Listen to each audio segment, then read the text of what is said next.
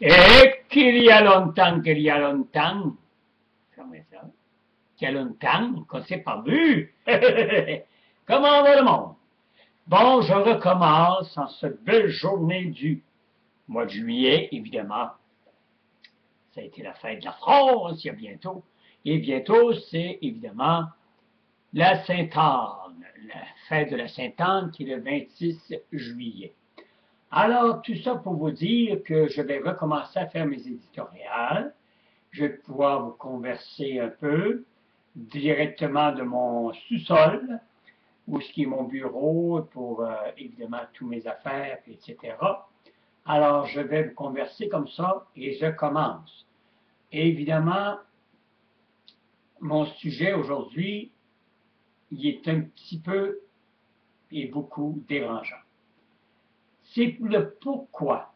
Voulez-vous bien me dire, et vous m'enverrez les emails en conséquence, le mot dit pourquoi que les hommes s'en prennent tant à leurs enfants en les tuant, quand ils ne s'enlèvent pas la vie des autres mêmes, ou qu'ils manquent leur coup. Je n'ai pas tout vous nommer la panoplie, mais ça ne se passe pas juste au Québec. J'en ai de la France, allez à 24 France. Vous allez voir, on apprend des vertes et des pommures, et on se rend compte que c'est pas juste au Québec qu'il y a des morons de cette sorte-là, qui s'en prennent à nos petits amours, qui tuent leurs enfants, et puis après ça, s'enlèvent la vie aux autres mêmes. Quand ils ne ratent pas, comme je vous ai dit, quand ils ne ratent pas leur coup. Pourquoi ils s'en prennent toujours aux enfants? Vous avez la Grébiche, l'ancienne épouse, si vous aimez mieux, de Turcotte. Évidemment, qui va prendre ça? Qui va prendre pour Turcotte? Des personnes sur la terre. Mais quand je vois cette Grébiche-là qui s'envoyait en l'air, comme je l'ai dit souvent, durant que lui tuait ses enfants, si elle aurait eu un peu de jugeote, la Grébiche, elle aurait pris, évidemment, la garde. Excusez, elle aurait pris la garde de ses petits amours. Parce qu'elle voyait bien qu'il était un petit peu jaloux. Elle a vécu avec, elle voyait bien qu'il était attaché mordicus à elle. Il y a un homme qui est attaché mordicus à son épouse, maladivement.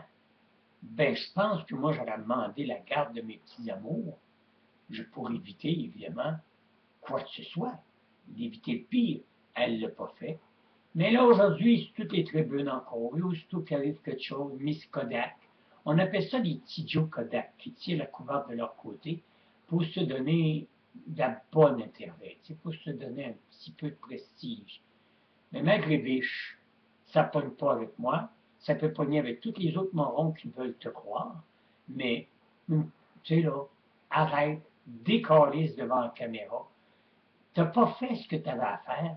C'est pas toi qui peux, évidemment, et qui est arrangé pour donner des conseils à qui que ce soit quand tu n'as même pas su faire pour sauver tes enfants. Elle ne veut même pas le petit doigt. Tu t'as envoyé la pelote, excuse l'expression, en l'air au Mont-Saint-Anne le soir même. Fait que, regarde, as-tu remarqué que celui que tu as enlevé, le grand chum de ton mari, hein, tu t'es envoyé à l'air avec. J'ai l'impression qu'il est plus bébé dans le décor, parce qu'on m'a dit, je ne sais pas si c'est vrai, ça, je vais aller à la source, mais qu'il n'est même plus avec elle. Puis, le feu de paille, puis le feu de paille est terminé. Puis la voyant avec l'allure qu'elle a en plus, tu pourrais au moins arranger ta repousse, parce que tant que tu avais les cheveux noirs, il m'a dit franchement, on fesse dedans, c'est quoi de le dire, parce que tu as une crise de face à fesser dedans. Tu t'éteins du blonde pour attendrir, mais tes yeux restent hypocrites à 100%. Je vais vous revenir avec un autre éditorial dans pas longtemps.